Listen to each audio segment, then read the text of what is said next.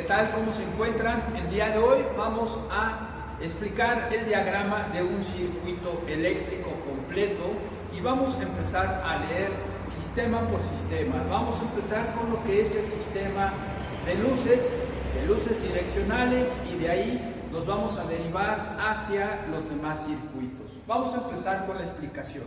Empezamos con lo que es mi batería. Mi batería va a alimentar a mi switch. Tengo una corriente constante hacia mi switch. Cuando abro el switch, tenemos una corriente que ya es una corriente controlada, o que también la conocemos como corriente de switch. Mi fusible, cuando se llega a fundir, todo el sistema de luces va a dejar de funcionar. Este fusible, en la mayor parte de las motocicletas, es un solo fusible para la mayor parte de los sistemas. La primera corriente que llega hacia mi flasher es una corriente constante. Al flasher nosotros le vamos a verificar que tenga continuidad, y en el caso de un flasher electrónico le vamos a verificar una prueba de diodos. Del lado contrario vamos a tener una corriente pulsante. Esta corriente pulsante es la que va a llegar al mando de dirección. En el mando de dirección se derivan las corrientes hacia el lado izquierdo o hacia el lado derecho.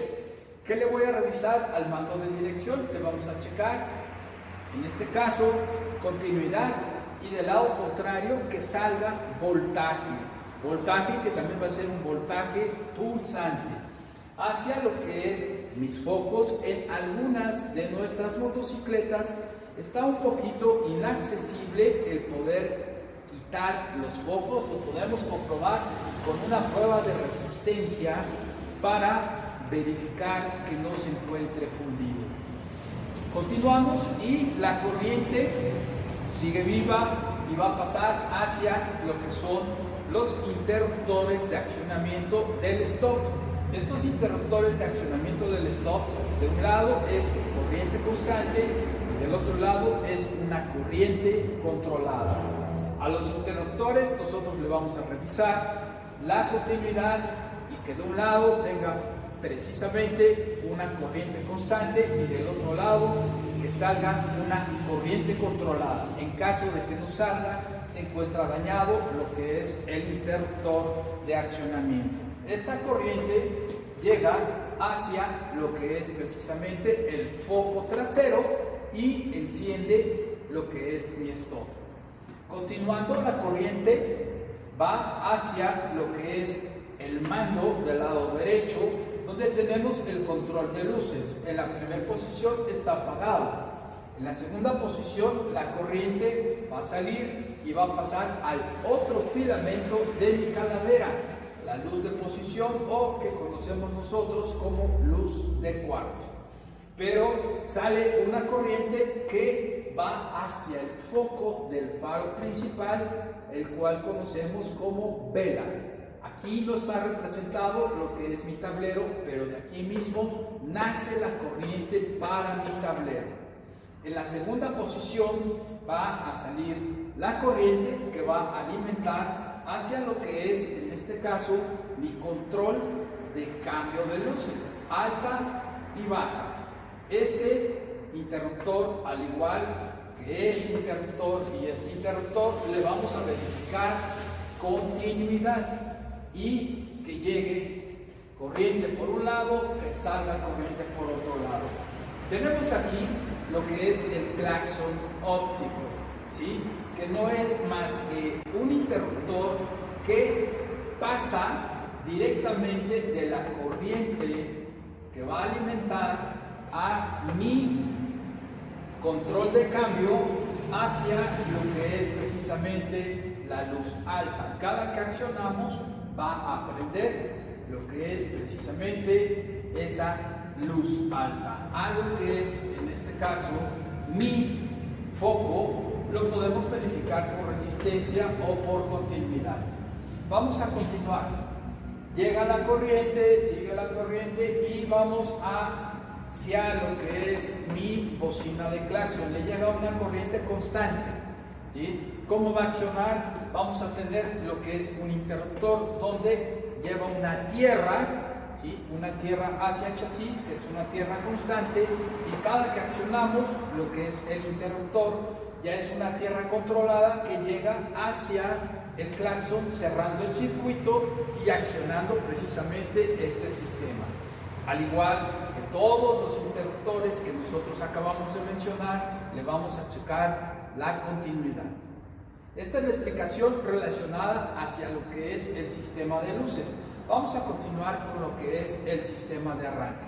Para el sistema de arranque nosotros tenemos que le va a llegar una corriente constante hacia el solenoide y tiene que salir una corriente, ¿sí?, hacia la marcha. La marcha va a tener en este caso ya su tierra, debido a que está precisamente el motor anclado hacia el chasis, y tenemos precisamente que la tierra de la batería está anclada de igual forma hacia el chasis.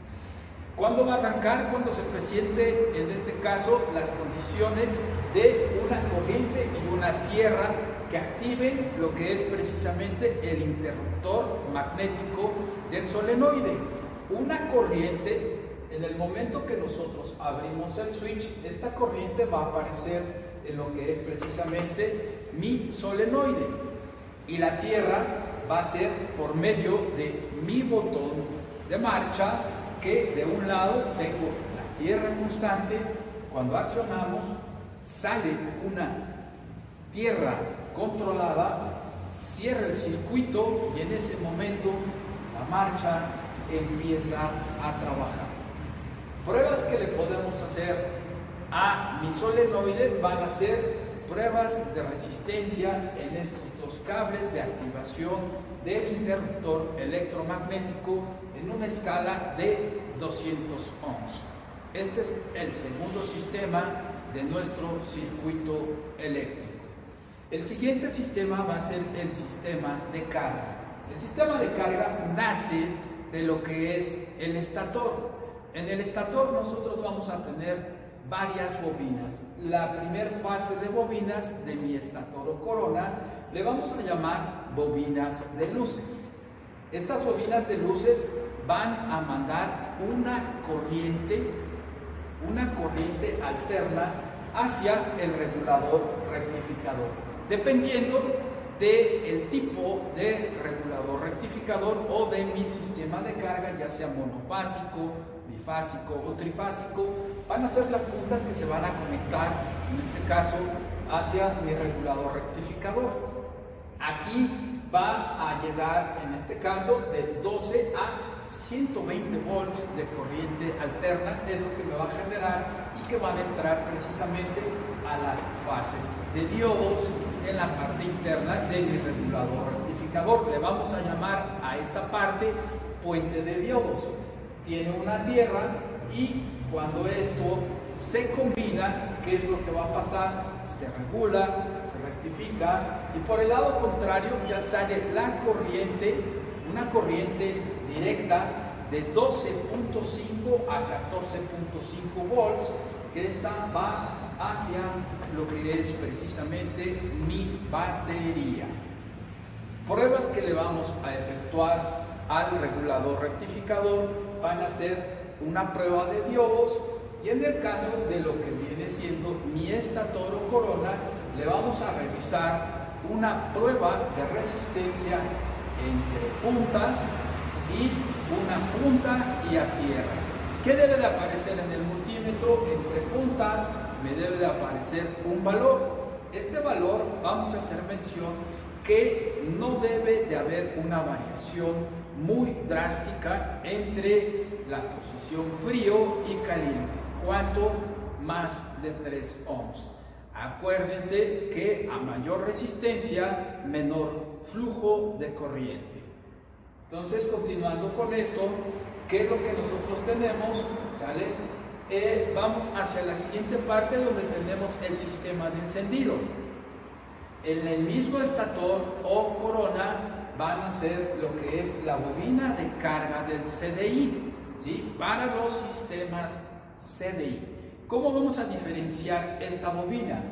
Esta bobina se va a encontrar con un aislante. Este aislante, ¿sí?, es precisamente el que va a ir hacia el CDI. En el caso de lo que es un sistema TCI, no va a haber esta bobina. Todas las demás bobinas van a ser bobinas de luces, pero el CDI se va a alimentar con una corriente directa de batería. Lo que no va a faltar va a ser precisamente los pulsos de la bobina pick-up o bobina pulsante que van a llegar al módulo de encendido. Vamos a llamarle módulo de encendido, y de ahí, dependiendo del tipo de comprobación que nosotros vamos a hacer adelante, ya físicamente en nuestra motocicleta, vamos a saber cómo diferenciar un CDI de un TCI. Cuando llegan estas corrientes hacia lo que es el sistema de encendido, ya sea CDI o TCI, sale un voltaje que todavía podemos en un momento dado medir y que va a llegar hacia la bobina de alta tensión. En la bobina de alta tensión se va a dividir en la parte interna en un circuito primario y un circuito secundario. Si nosotros queremos medir el voltaje que le llega a la bobina de alta tensión, vamos a desconectar lo que es esta conexión y vamos a hacer un puente con mi multímetro en 200 volts y vamos a darle marcha. Vamos a verificar precisamente la llegada de voltaje hacia mi bobina de alta tensión. Para verificar lo que es la resistencia de la bobina de alta tensión, nosotros vamos a colocar en 200 ohms, ¿sí?, mi multímetro en la entrada precisamente de la bobina y hacia el cuerpo de la propia. Debe de emitirme un valor. Los valores nosotros los vamos a verificar según las especificaciones del fabricante.